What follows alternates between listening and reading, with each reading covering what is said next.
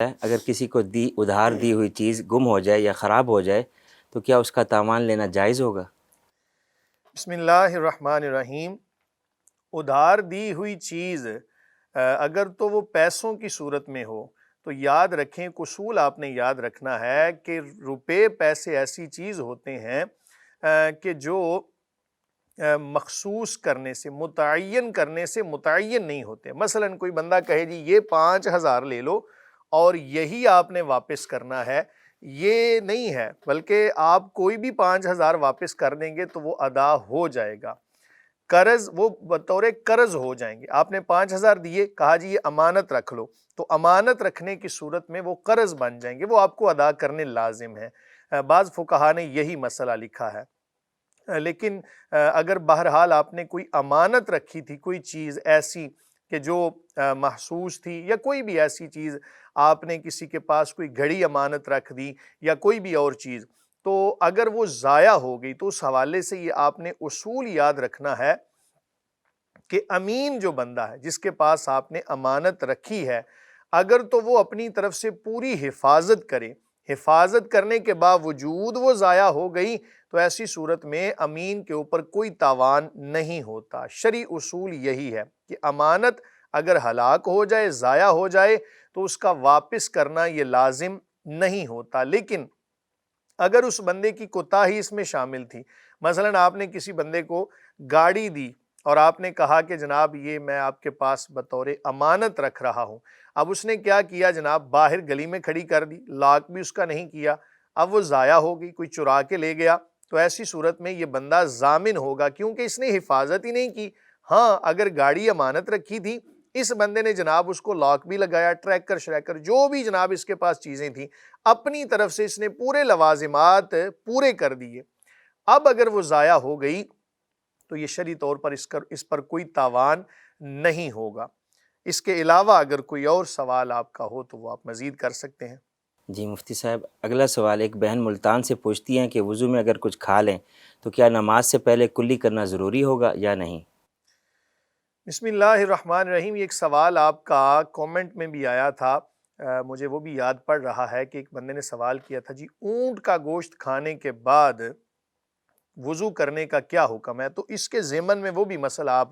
سماعت کر لیجئے گا۔ یاد رکھیں کہ وضو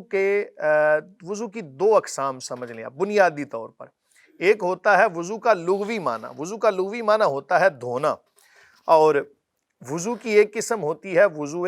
صغیر جس کو کہا جاتا ہے، ایک وضو کی قسم ہے وضو کبیر۔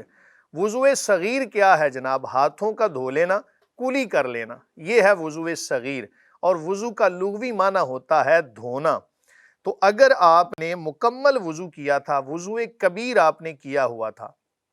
اس کے بعد اگر آپ نے کوئی ایسی چیز کھا لی کہ جو ذائقہ چھوڑنے والی ہے، مثلا آپ نے جناب اونٹ کا گوشت ہی کہہ لیں وہ کھا لیا تھا، نبی کریم صلی اللہ علیہ وآلہ وسلم سے منقول ہے، جس کا مفہوم ہے کہ آپ صلی اللہ علیہ وآلہ وسلم نے کوئی ایسی چیز استعمال فرمائی اور اس کے بعد آپ نے کلی نہیں کی، جس سے پتہ چلتا ہے کہ اگر کوئی چیز ذائقہ نہ چھوڑے تو اس کے بعد اگر وضو نہ بھی کیا جائے تو اسی وضو کے ساتھ آپ نمازیں ادا کر سکتے ہیں۔ اونٹ کا گوشت چونکہ چکناہٹ والا ہوتا ہے، اس وجہ سے ایسی صورتحال کے اندر ہاتھوں کا اچھے طریقے سے دھونا اور کلی کرنا یہ لازم ہوتا ہے، کیونکہ اگر آپ کلی نہیں کریں گے تو ہونٹ آپس میں جڑ رہے ہوں گے اور منہ کے اندر ایسا ذائقہ ہوگا، ہاتھ آپس میں جڑ رہے ہوں گے، تو ایسی صورتحال کے اندر آپ جناب اچھے طریقے سے ہاتھوں کو بھی دھوئیں اور کلی بھی اچھے طریقے سے کریں۔ نبی کریم صلی اللہ علیہ وآلہ وسلم کا یہ فرمانا یا آپ کا یہ عمل کہ اونٹ کا گوشت کھانے کے بعد آپ نے وضو فرمایا، تو اس وضو سے مراد وضو صغیر ہے کہ اچھے طریقے سے اپنے منہ کے اندر سے چکناہٹ کو دور کر لینا۔ اس کے علاوہ بھی آپ اگر یہ اصول مد نظر رکھیں کہ جو چیز منہ کے اندر ذائقہ چھوڑے اس کا دور کر لینا، کلی کر لینا اور ہاتھوں کا دھونا یہ لازم ہوگا۔ اس کے علاوہ اگر آپ نے کوئی ایسی بے ذائقہ سی چیز استعمال کی ہے، مثلا آپ نے پانی پی لیا تھا یا اس کے اندر کوئی ہلکا سا ذائقہ موجود تھا، تو اس کے بعد اگر آپ نے وضو نہیں کیا تو شرعی طور پر کوئی قباحت نہیں ہے۔ ایک اور اصول بھی آپ کو بتا دوں، کوئی چیز بھی کھائے ہوئے یا پیے ہوئے آپ استعمال کی کوئی چیز کافی وقت گزر گیا، منہ کے اندر اس کا ذائقہ موجود نہیں ہے، منہ کے اندر جو اس کے منہ کے اندر پانی ہے وہ اس قدر جناب مکس ہو گیا، وہ ذائقہ بالکل ختم ہو گیا، تو اب اگر وضو نہیں بھی کرے گا یعنی کلی نہیں بھی کرے گا تو ایسی صورتحال کے اندر عبادات کر سکتا ہے۔ جی مفتی صاحب، اگر کسی نے کچھ کھا پی لیا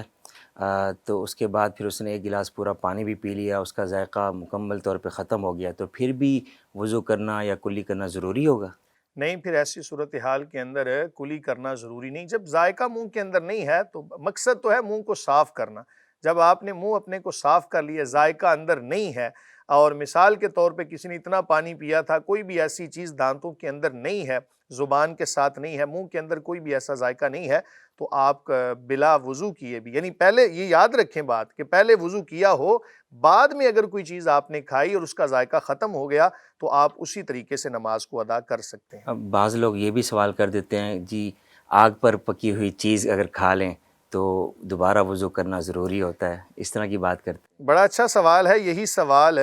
غالباً حضرت میں صحابی کا نام میرے ذہن سے سکپ ہو گیا، بہرحال ایک صحابی تھے جو فقیہ صحابہ میں جن کا شمار ہوتا تھا، اور دوسرے صحابی وہ تھے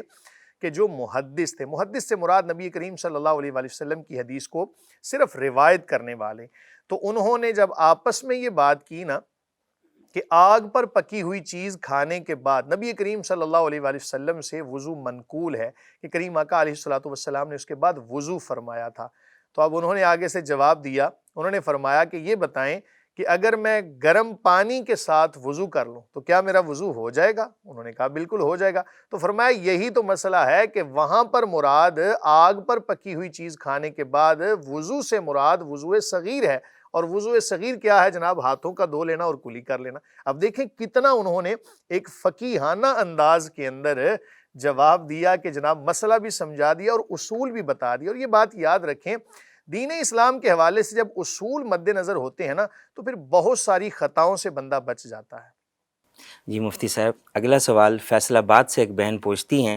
کہ ہاتھوں میں قدرتی پتھر کی انگوٹھیاں پہننا یا پتھر جسم کے ساتھ لگانے کے لیے اپنے پاس رکھنا جائز ہے یا نہیں؟ بسم اللہ الرحمن الرحیم۔ یہ بات آپ نے یاد رکھنی ہے جی کہ کوئی بھی چیز مؤثر حقیقی نہیں ہے، کوئی بھی چیز، چاہے اللہ تعالیٰ کی ذات کے بعد کوئی بھی چیز مؤثر حقیقی نہیں ہے۔ ہاں، کسی چیز کی تاثیر اگر آپ مجازی طور پہ لیں تو اس میں کوئی قباحت نہیں ہے۔ مثال کے طور پہ آپ کے پاس جناب گرم پانی پڑا ہوا ہے، پانی سے آپ بھاپ لے رہے ہیں، تو ایسی صورتحال کے اندر آپ اسے کوئی مؤثر حقیقی تو نہیں سمجھ رہے، اس بھاپ سے آپ فائدہ حاصل کر رہے ہیں۔ ماہرین کچھ لکھتے ہیں کہ پتھروں سے ایسی شعاعیں خارج ہوتی ہیں کہ جن کا کچھ نہ کچھ اثر ہوتا ہے